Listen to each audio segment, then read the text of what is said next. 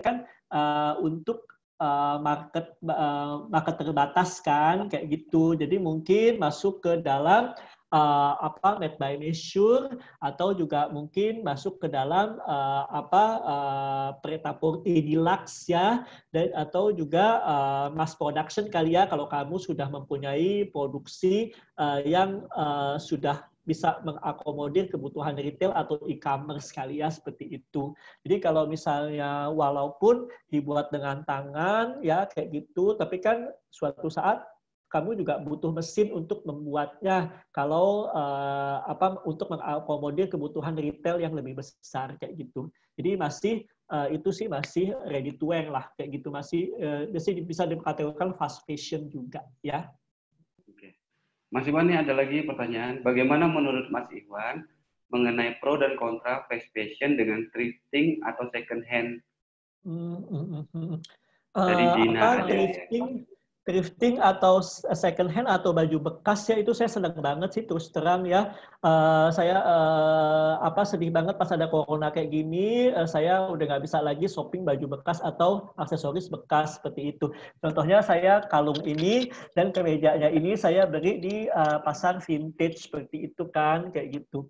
Nah kalau misalnya fast fashion itu juga kan kalau dinyambung ke sustainability fashion atau fashion yang berkesinambungan, itu memang fast fashion itu memberikan sumbangan sampah yang paling besar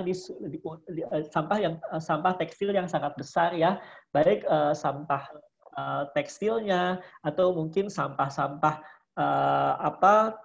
label-labelnya, plastiknya dan yang lain-lain kayak gitu. Jadinya memang jadi pertanyaannya kemana tadi ya? Kontradiksi. Coba sorry saya. Coba apa kontradiksi? Bukan kontradiksi, dia bilang ini pro kontra tentang fast fashion dengan second hand. Ya maksudnya ya pro kontranya seperti itu. Jadi kalau misalnya kayak fast fashion itu menyumbang sampah yang terbesar ya seperti itu, industri tekstil, industri garment mengubah sampah terbesar seperti itu sangat mengganggu fashion sustainability campaign kayak gitu atau aktivasi, dan itu tapi di samping di pihak lain kita sangat menyukai fast fashion seperti itu. Beli fast fashion karena sesuai dengan budget kita kayak gitu. Contohnya kita mampu beli Zara, beli Pull & Bear, beli Uniqlo dan yang lain-lain seperti itu. Itulah kontradiksi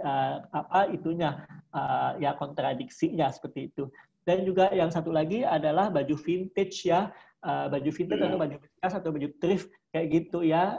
Sebenarnya baju itu kan ditujukan negara-negara maju itu menyumbangkan baju itu ke negara-negara dunia ketiga termasuk Indonesia. Tapi pas masuk ke Jakarta itu ternyata ada mafia-mafianya kayak gitu, ada dibisniskan. Dan juga ada orang-orang seperti saya yang sangat menyukai baju-baju bekas kayak gitu. Jadi itu sangat jadi pro dan kontra kayak gitu. Terus terang saya sangat menikmatinya memakai baju dan aksesoris bekas ya seperti itu, karena terus terang kalau dipakai oleh orang yang nggak mengerti fashion, aduh ya sayang kayak gitu. Tapi kalau orang mengerti saya kayak gitu ya, seperti kalung ini dan kemeja ini, itu kan akan lebih naik derajatnya baju bekas ini. Mas Iwan, ini mungkin ada cuma beberapa pertanyaan yang bisa dijawab, karena nanti Mas Iwan akan ada kelasnya nanti berikut lagi ya Mas Iwan ya. Jadi ini cuma kita sudah mau 2 jam. Ini ada yang pertanyaan aku pilih yang bagus untuk dijawab Mas Iwan ya. Mas Iwan, apakah Indonesia bisa dikatakan fashion capital untuk mode fashion? Ini kan udah diakuin nih oleh. Jadi pertanyaan oleh Jamaluddin. Nah, apakah bisa dikatakan? Ya kita terus terang saya dari IFC Indonesia Fashion Chamber kayak gitu, dan juga setiap tahun kita membuat MUFES ya. Dan juga dari MUFES itu memang kita ingin mempunyai visi bahwa Indonesia menjadi pusat modeswear dunia. Dan itu juga didukung oleh Pak Jokowi karena terus terang kemarin saya juga mengajar untuk event MOF ya. MOF itu apa ya singkatannya modes apa kayak gitu ya. Itu juga jadi peserta-pesertanya itu memang kita semuanya mempunyai lini modeswear laki dan perempuan dan juga kita didik dari segi bisnis dan kreativitas. Tapi tidak made by measure, lebih ke retailer dan juga ke ready to wear kayak gitu. Jadi emang itu di bawah Kementerian ini perindustrian kayak gitu. Jadi memang visi kita memang ke sana kayak gitu. Oke.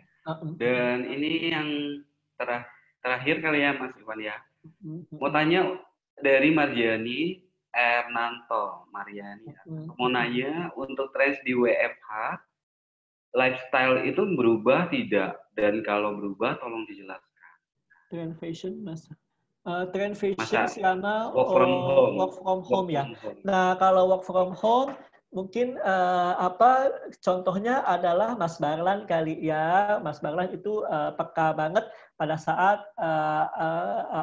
keluar gaya hidup work from home ini. Mas Barlan dengan lini brandnya yang bernama Agam kayak gitu memproduksi t-shirt atau ya t-shirt adalah the basic garment kayak gitu dengan kampanye-kampanye work from home, physical distancing, social distancing dan yang lain-lain kayak gitu. Dan juga memang dengan adanya work from home ini kita memang kebanyakan di rumah dan bersosialisasi via Zoom seperti ini. Jadi yang kita pamerkan adalah hanya sebatas kepala dan juga bahu. That's why saya biasanya memamerkan look penampilan saya dari head to toe sekarang segini aja ya. Jadi pakai topi, pakai juga kacamata, pakai bow tie dan juga pakai kalung dan bros dan yang lain-lain itu ya. Itu fashion yang terinspirasi dari work from home.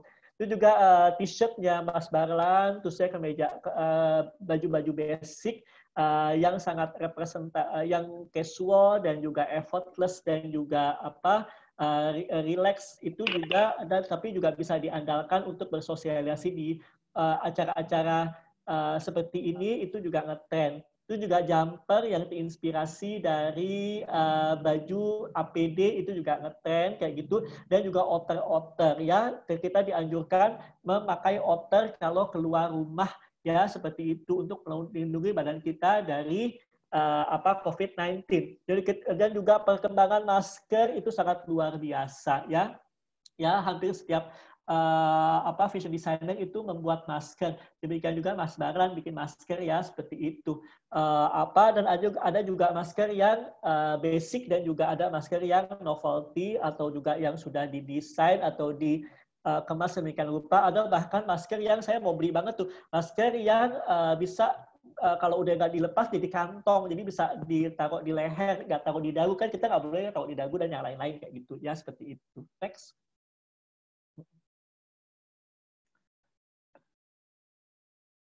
Barlan nggak kedengar suaranya.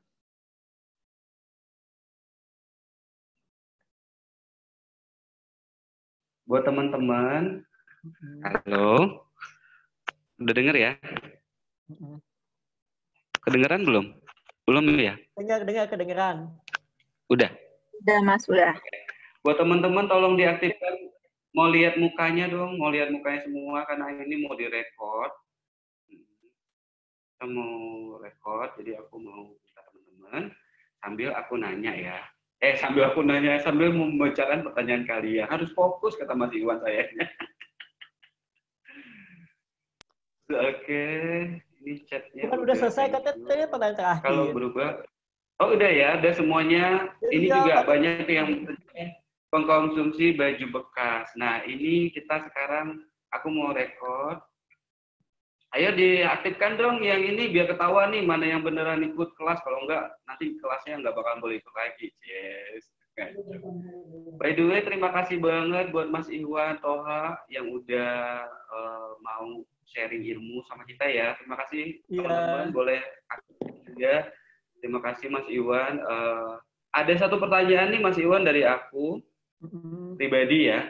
Banyak banget yang memang baru mulai itu menanyakan bagaimana sih jadi fashion designer itu syaratnya apa aja gitu. Yang paling mendasar sih itu aja.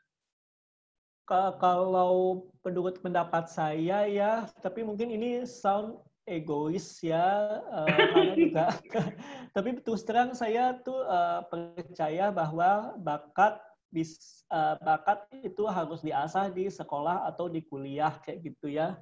Sekolah dan kuliah fashion akan lebih baik seperti itu ketimbang hanya mengandalkan bakat, karena di sekolah atau kuliah fashion atau institusi seperti inilah paling enggak gitu, itu juga kita bisa dapat silabus yang dibutuhkan oleh industri kayak gitu, dan juga kita dapat networking, jejaring, dan juga kesempatan dan yang lain-lain seperti itu. Terus juga kalau udah misalnya udah selesai atau lulus dari sekolah atau kuliah fashion itu, dan juga ya saya sarankan ya kerja dulu mungkin ya di fashion designer kayak gitu, jadinya ada pengalaman kayak gitu ya. Tapi kalau mau buka langsung ya terserah ya, saya juga nggak bisa memaksakan. Terus bikinlah karya yang berkarakter, karya yang membedakan kita dengan rekan fashion designer yang lainnya kayak gitu, seperti itu. Dan juga ya terus terang saya mau bilang kayak gitu, apabila sekolah fashion atau kuliah fashion itu kalian tidak melulu jadi fashion designer, tidak harus jadi fashion designer, kalian bisa mengisi profesi-profesi lain di industri fashion yang sangat banyak kayak gitu, yang juga sangat berprospek dan juga menjanjikan kayak gitu ya. Ya seperti saya ya pernah jadi fashion stylist, pengarah gaya, art director, terus juga kontributor fashion, terus juga pernah punya model talent dan manajemen selama 12 tahun kayak gitu. Terus juga sekarang jadi dosen, penulis buku dan yang lain-lain kayak gitu. Itu adalah peluang-peluang lain di industri fashion kayak gitu ya. Terus kalau jadi fashion designer itu, kalau saran saya adalah ya fashion designer itu harus mempunyai star quality ya, kualitas bintang ya, kita siap diwawancara, di follow by spotlight kayak gitu, terus juga ketemu, diajak foto, ketemu fans, dan juga diajak wawancara, banyak kenal selebritis dan yang lain-lain kayak gitu. Tapi bukan berarti kita harus sombong, karena sombong angkuh jadi fashion designer itu adalah sudah out of sudah kuno ya, itu serahkan pada fashion designer senior saya kayak gitu, mereka memang layak sombong, emang zamannya sombong, tapi angkatan bawah kayak gitu nggak bisa angkuh deh. Kalau angkuh kalian nggak akan laku. Nggak boleh sebut nama sih ya. Oh, nggak boleh dong. Nggak boleh ya. Tapi alhamdulillah kalau ada yang bilang mereka itu sombong, tapi ketemu Eke nggak sombong loh, alhamdulillah loh. Minta foto pastinya, pasti minta foto. Kalau aku Iya, nggak sombong kok masih. Nah, terima kasih banget. Nah, Mas Anas boleh bertanya kalau mau bertanya, kalau enggak silakan. Yang lain pada senyum ya, aku mau foto. Mas Anas mau bertanya, Mas Anas? Halo. Halo. Ya. Ya. Cukup sih kayaknya. Mau ucapkan terima kasih atau apa? Oh ya. Sorry tadi direkam nggak sih? Ada yang rekam saya, jadi saya ngomong kayak gitu. Tadi minta ya rekamannya ya, videonya maksudnya. Oh, videonya siap gitu. Mas Anas mau mengucapkan terima kasih, silakan. Boleh. Mas Iwan, terima kasih banyak udah atas kesempatannya hari ini, udah ngisi di DFE ini. Semoga nanti bisa ngajar lagi ya Mas di DFE. Dan teman-teman sangat antusias juga nih untuk ngikutin materi hari ini. Terima kasih sama-sama. Thank you atas kesempatannya. Direkam dong, direkamannya. Bener ya Baglan, direkam kan tadi ya? Jangan bohong. Ada. Mas Anas direkam nggak tadi? Aku udah rekam sih sebagian. Itu udah. Mas Anas udah rekam. Oke, terima kasih atas maha guru saya ini juga. Mas Iwan ini maha guru saya. Terima kasih banget. Terima kasih banget ilmunya, berkah selalu, sehat selalu. Amin. Besok malam saya itu lagi manggung lagi jam 7 loh, jangan salah loh. Itu undangannya boleh dibagi apa enggak? Yang nggak tahu deh gimana sih itu undangannya, nggak tahu ya. Mas Anas tahu nggak sih? Itu kan IFC sama Mayangkara ya, kayak gitu ya. Tapi besok saya membahas soal tren mode busana pria kayaknya, kayak gitu. Wow. Nggak tahu Mas kalau besok. Oh ya. Coba deh. Nanti aja ada undangan spesial dari Mas Iwan. Oh iya tadi ya. Mode. Alhamdulillah. Makasih banyak tuh. Iya. Makasih. Ya udah ya, saya ini ya. Boleh Mas Iwan. Thank you. Selamat malam minggu ya. Selamat hari kemerdekaan ya. By the way, teman-teman terima kasih. Ini aku mau perkenalkan sedikit Gita. Gita ini yang akan mengajarkan besok hari Senin ya. Hai Gita. Teman-teman masih ada ya? Hai, halo Barlan. Halo Gita, gimana kabarnya? Nah Gita ini akan mengajarkan kita nanti, aku juga mau belajar nih, fashion, ilustrasi yang digabung dengan art. Coba cari yang di gitareh nanti. Gimana gitareh nih? Oke. Sekarang coba cari yang gitareh.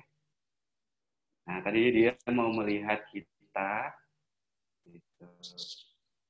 Kita mana ya? Di mana ya? Aku di sini. Nggak terlihat. Nah, mana ya? Nggak terlihat. Oh ini ada. Hai Gita. Nah Gita, ini dia adalah. Aku perkenalkan dulu ya. Oh iya boleh. Partner aku juga di Fashion Inc. Terus juga dia pemilik Ubiku yang ngajarin tentang fashion. Desain, craft, dan juga dia guru di International School untuk apa gitu nama sekolahnya, maaf lupa. Sinyal aku kedengeran nggak ya? Soalnya sinyal di rumah agak bush. Gak apa-apa, ya. Udah belum mandi. Halo Mas Anas, kita belum pernah ketemu ya? Pernah ketemu di Inakraf. Udah ya? Inakraf. Oh, di Inakraf ya? Inakraf tahun 2017 kayaknya itu 2017. Ya? 2017. Kita nggak sengaja. 2017. Aku lagi ngider sama Adi Barlan kayaknya itu. Iya. Berawal kali Fashion In kita itu. By the way, say hi dulu kita ke teman-teman yang lain nih. Ya, itu awal mula Fashion In. Berhenti ya videomu kita? Oh enggak.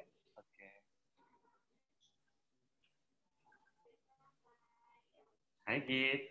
Halo ya. Nah, udah. Okay. Kedengeran nggak? Nah, kedengeran banget. Nah, kita ini kedengeran juga ya? Kedengeran. Ini kalau mau follow kita namanya @gitareh, kalian bisa lihat karya-karyanya Juara. Terus dia punya juga baru bikin untuk yang emang art aja namanya Reh Studio ya gitu. Tapi itu postingan cuma Reh to the Studio.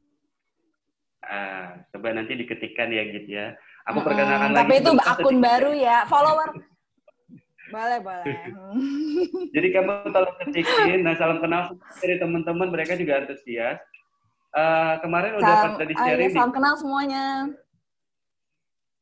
Kemarin udah kita sharing yang karya Gita. Gita ini suka banget craft, pakai tangan gitu, jadi kerajinan, dan itu bisa bisa dipakai ke segala jenis macam gitu, ditaruh di baju, di segala macam. Nah, kalau mau tanya-tanya silakan bertanya, nih ada Gitanya. Kami berikan waktu 30 menit sebelum pingsan. Silakan Gita. 30. Ya kalau ada yang mau boleh, tapi mungkin masih pada ya mau nanya apa, soalnya kan kita kelasnya belum mulai nih. Mulainya hari Senin kayaknya 17 Agustus ya. Jadi aku mungkin akan aku akan ngasih tahu materinya dulu kali ya. Nanti Jadi ini secara singkat aja ya teman-teman. Aku kayak penyeludup loh di kelas Mas Ivo. Jadi aku udah lihat karya Mbak Gita bagus banget katanya. Oh, gitu. Oh iya, terima kasih. Siapa tadi? Seri ya. Oh iya. Thank you ya. Jadi nanti di hari Senin kita akan kelas aku ada judulnya adalah Fashion and Art. Jadi di situ aku akan bahas nggak membahas tentang fashion design, tapi akan lebih membahas apa sih hubungan antara dunia mode dan dunia seni gitu. Jadi yang akan bisa diterjemahkan ke dalam aspek mode ya gitu. Jadi nanti mungkin hari Senin aja ya akan lebih lengkapnya. Tapi karena kita kelasnya cuma 2 jam, nah aku akan memperkenalkan dulu nanti materinya apa, hubungan antara art dan fashion itu apa, kemudian kolaborasi art dan fashion yang ikonik di seluruh dunia gitu. Baru nanti mungkin kita akan ada sekitar setengah jam untuk praktek atau mungkin kalaupun nggak selesai, teman-teman nanti akan bisa menyelesaikan sendiri di rumah gitu loh. Cuman aku akan melemparkan satu satu project mungkin ya untuk membuka, untuk mengasah ide teman-teman aja gitu. Untuk di hari Senin. Oke.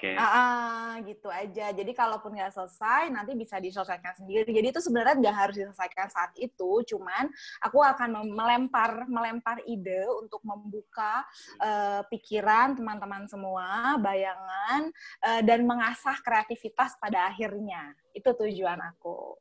Kalau nanti ada sesi misalnya tanya jawab juga.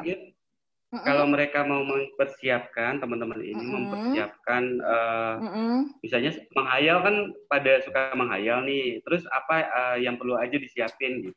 Oh, pada suka menghayal ya? Oh, yang perlu disiapin itu mungkin teman-teman bisa sambil nyatet kali ya? Atau boleh. Grup, mungkin sambil catat. Enggak, sebenarnya kayak kalau yang alat-alat sih aku udah share kemarin gitu. Tapi kayak misalnya lebih kayak kamu misalnya benang-benang atau apa, atau yang kayak payet, manik-manik gitu boleh gitu. Jadi gini, kalau gunting itu udah ya. Mungkin nggak usah seluas itu ya, teman-teman. Gunting udah. Jadi karena kita waktu itu sangat singkat ya. Kalau untuk embellishment seperti manik-manik atau yang batu-batuan itu mungkin untuk next session. Tapi kalau yang untuk di hari Senin itu Mas Baron udah ngasih tahu ya kayak ada kertas bekas kah atau koran atau majalah bekas. Jadi kita akan membuat suatu ini illustration patchwork dari kertas bekas atau dari majalah bekas gitu. Kalau ada pita, jadi kita akan bekerja dengan segala sesuatu yang gampang dilem pakai lem kertas. Karena kalau pakai payet itu kan agak susah ya. Jadi karena waktunya singkat, kita pakai yang lem kertas aja. Makanya aku nyiapin bahan-bahannya itu yaitu kayak koran bekas, kayak majalah bekas. Karena itu mudah sekali untuk dilem pakai lem kertas kan gitu. Gitu ya, baik. Paling begitu, terima kasih banget nih Gita. Aku tadi nggak sebutin juga ya Gita untuk live sedikit gitu. Terima kasih. Nggak apa-apa. Iya, nggak apa-apa. Jadi teman-teman akhirnya udah berkenalan ya. Gita juga hari ini aku paksa, ayo Git, lihat dulu Terima kasih waktunya juga Git udah lihat kami. Dan ini kelasnya memang nanti insya Allah akan terus bertambah. Dan nanti kita akan mengajarin banyak hal juga. Sebenarnya kita juga pernah bekerja di mana Git? Itu di retail ya, yang bisnis gitu. Ada Git? Oh iya, di retail bisnisnya. Iya. Iya, aku takutnya hilang sinyal aku. Enggak ya? Enggak. Ya, baiklah kalau gitu. Terima kasih banget. Kalau ada yang mau say hi sampai. Terima kasih. Ini masih ada sedikit waktu. Terima kasih banget Gita. Gita mau nanya nih. Terima kasih semuanya. Ada yang mau nanya Gita. Ini kan ada peserta nih yang masih SD nih. Ini sampai yang usia kan nggak ada batasnya ya, bisa ya untuk semua ya. Ya, gimana? Iya, nggak ada batasnya, Mas. Maksudnya untuk bisa, SD bisa. Ya. Oke, ya yang SD bisa. Pokoknya intinya